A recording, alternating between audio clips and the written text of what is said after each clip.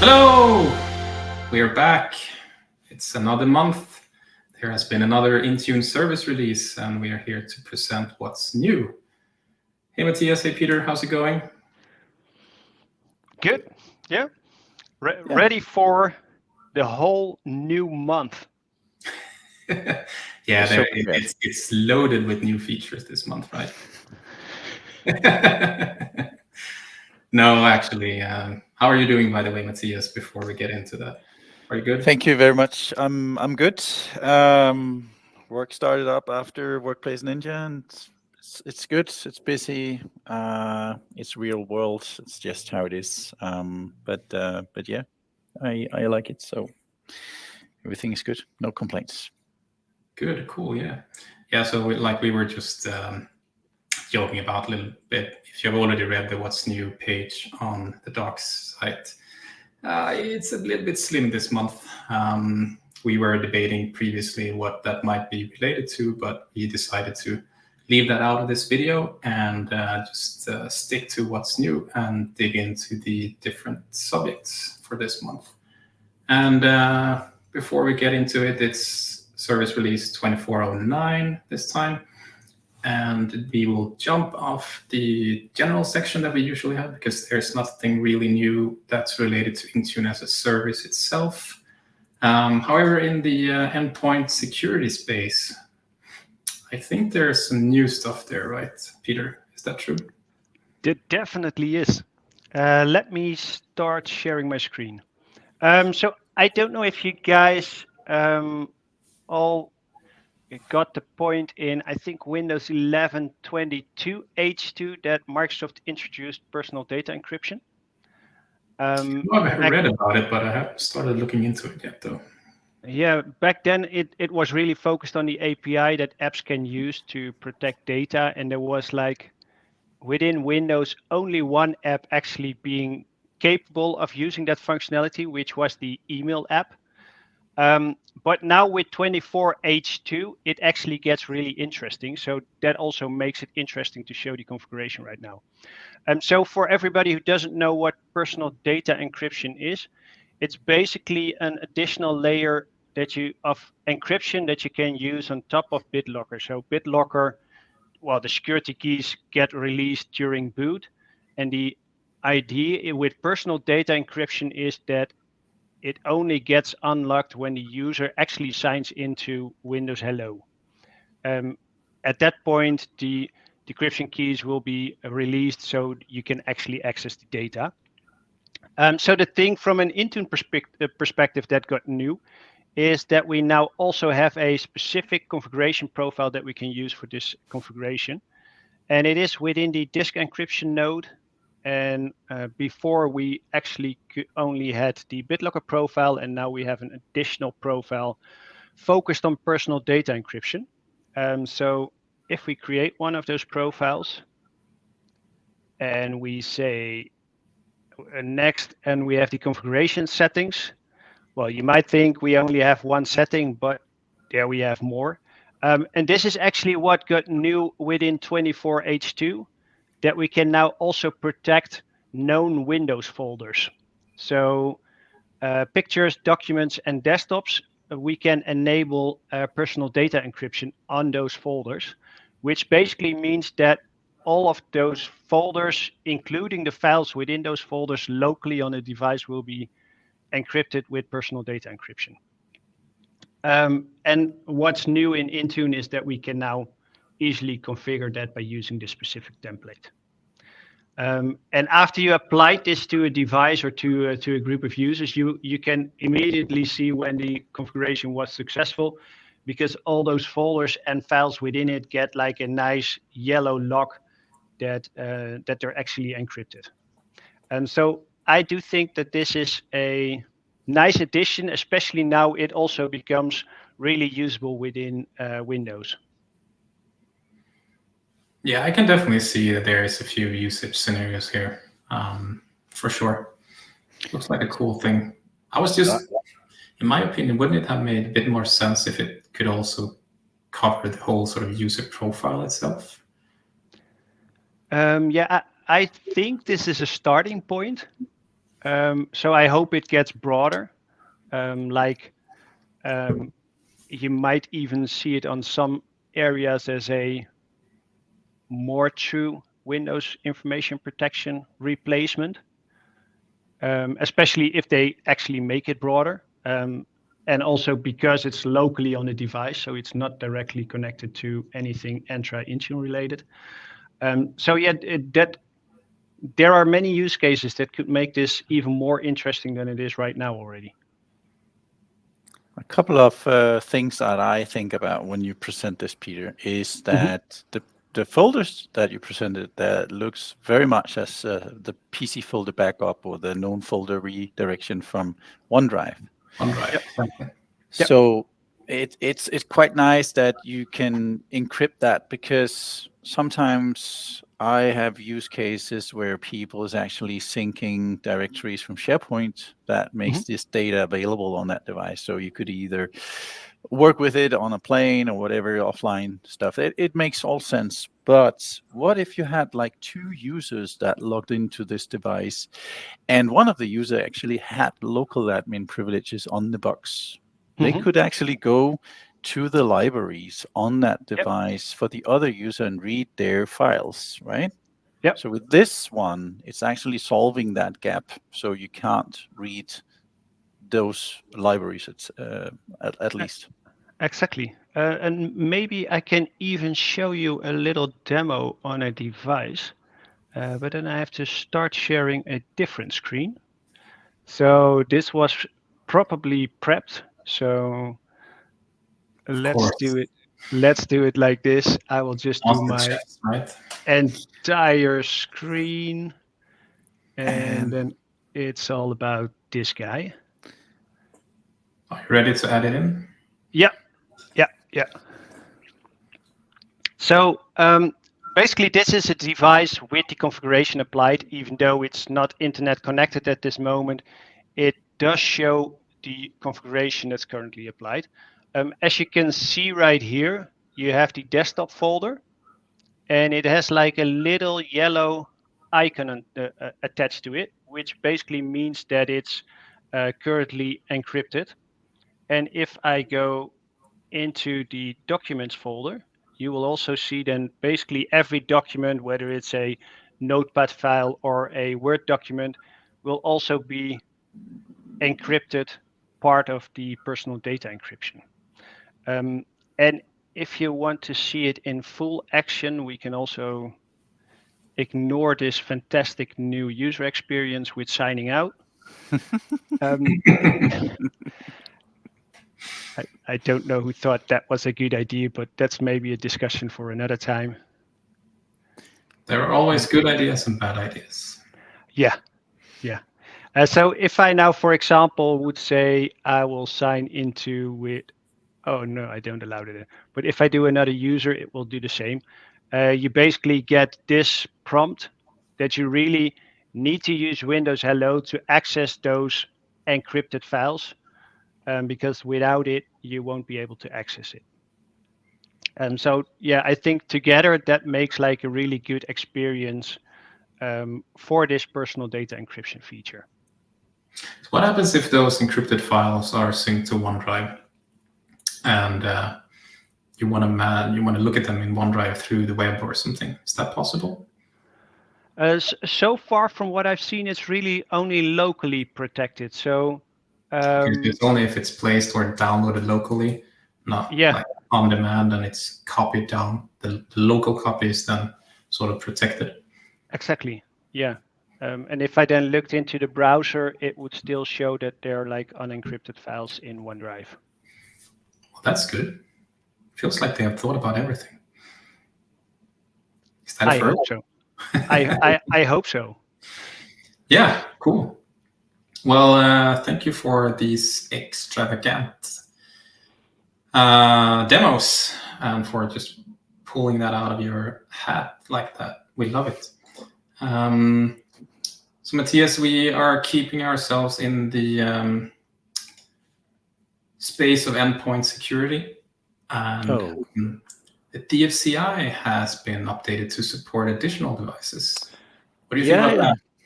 It has, and it's smart using DFCI. It is definitely. And what is it? It's basically configure your firmware configuration. So this is just another type of device that now supports this format so that you can actually do that using Intune natively. With Lenovo or Dell or HP, this is not possible. You need still to use their tools for doing this, but in Surface devices, for example, you can use this format. And yes, welcome to Sony. You are also part of the program. We've kind of presented this before, Nikolai. Actually, in 2301, we presented what was it? It was Fujitsu that came on board. And then later in 2305, we actually welcomed Dynabook. Oh, really? Yes, I've really. never heard about them, but yeah, So, I haven't been everywhere in the world either. so that's basically the news. There's nothing to share here because, yeah, I don't have a Sony device, and I guess we can say it like this. So if you're managing Sony devices, you now have the option to configure the firmware through DFCI support with Intune. Do you actually have customers with Sony devices, Matthias?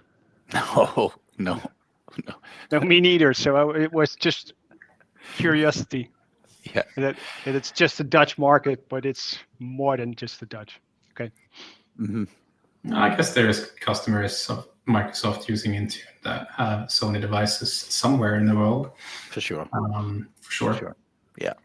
But let's continue into the space of Windows-related features that has been used in 2409. And it's not that many. We had one to cover that we felt was meeting the bar, perhaps, and that's related to the Enterprise App Catalog and the apps there. Matthias, could you talk us a little bit through it, what it's all about? Yep, absolutely.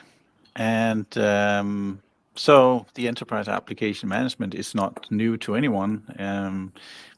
I think we repeat ourselves by saying that it's not part of the Intune license as such. It's an add-on product you have to purchase. But once you know that and you want to third-party patch or just have application easier in Intune, well, then that's a feature definitely for you to buy into.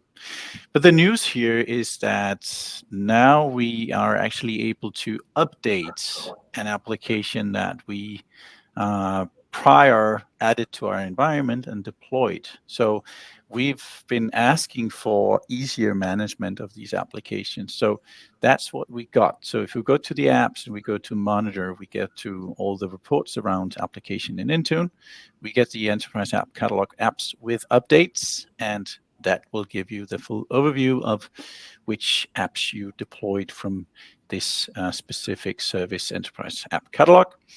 And in this case, I do have a new version of 7-zip. So the feedback was make it easier to update this app. So let's see how that works. I click into it, and it will then get me the latest version I added to and from this catalog to Intune.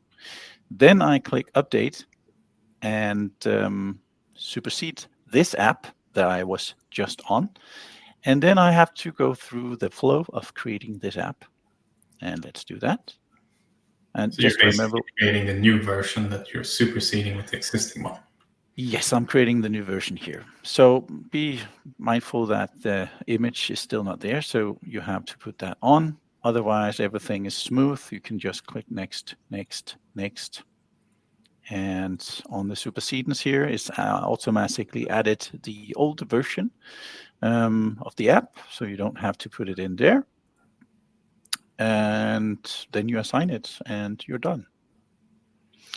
Now, one thing.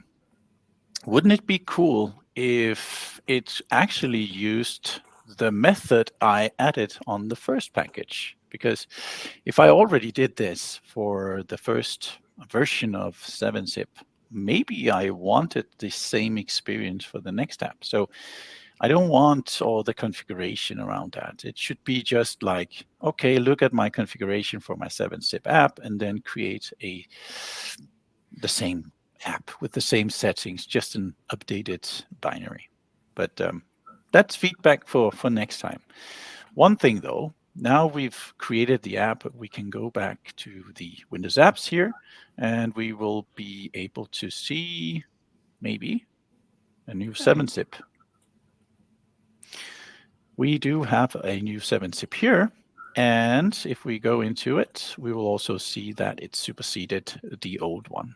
It's pretty hard to see exactly what it superseded because it only states the name here. But trust me, it was this one.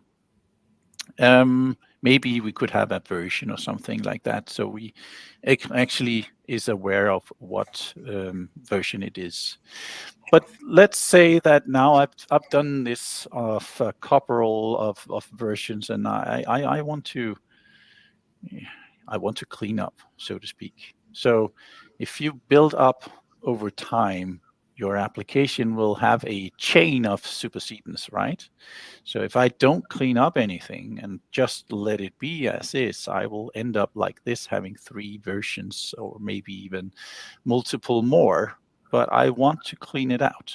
So I go to my app and say, well, this is not in my environment anymore. It's not needed, so I want to clean it. But I cannot because it has a reference to another app. And yes, I get it in this particular area or case, I wanted to supersede this one, right? But maybe it was a chain of earlier actions I did. I want to clean that up. So could have been a version that's now, let's say, 1 year old, right? Exactly. So it's kind of frustrating that I have to clean up these chains and make sure that that is done prior to actually delete this. Maybe it could just tell me that, hey, your app is superseded by this one. If you delete me, I will then remove the supersedence from this app.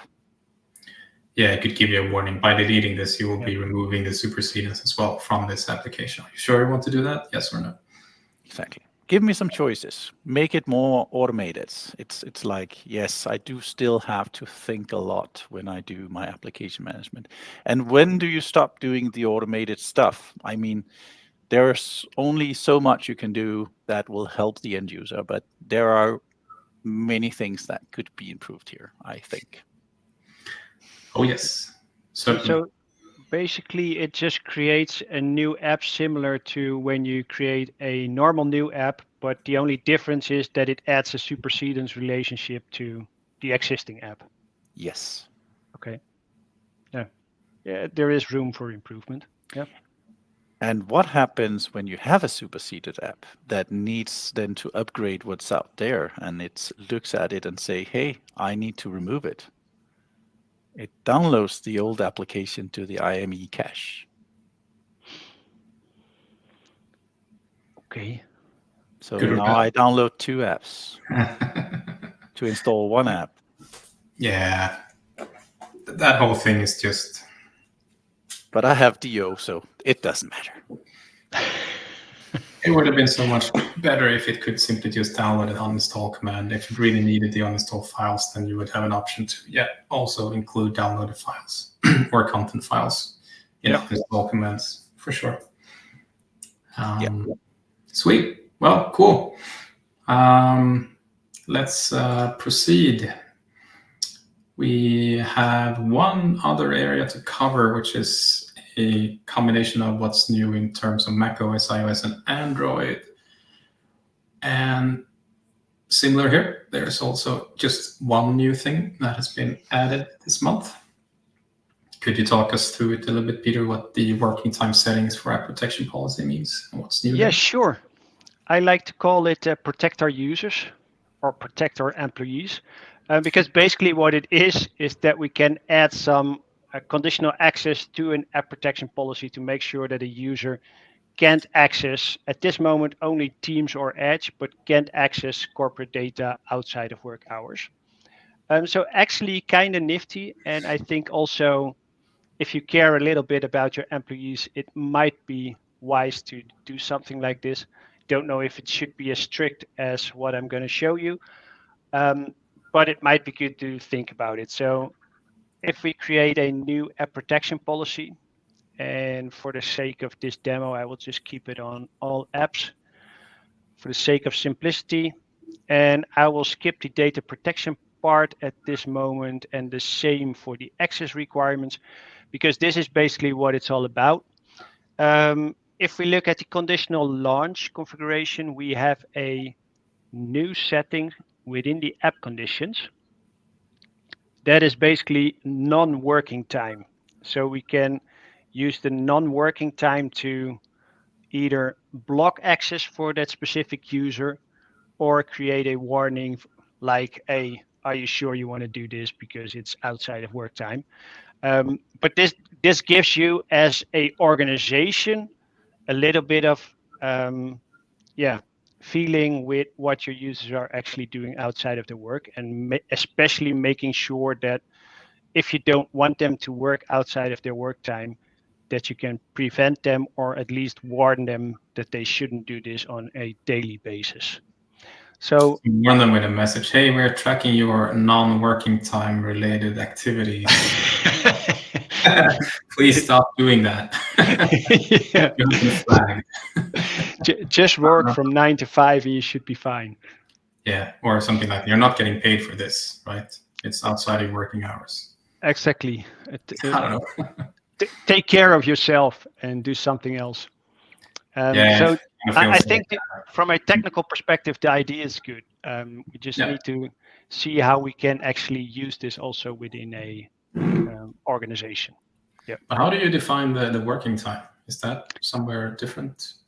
That's actually a good one. I think it just takes your work times from your Microsoft account.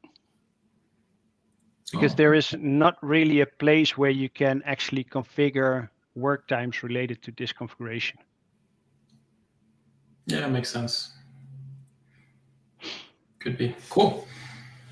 Well, so I mean, for those organizations out there who wants to have a good laugh with their employees or at least try to help them work less and more focused when it's supposed to be from their policies perspective, I think it sounds like a cool idea.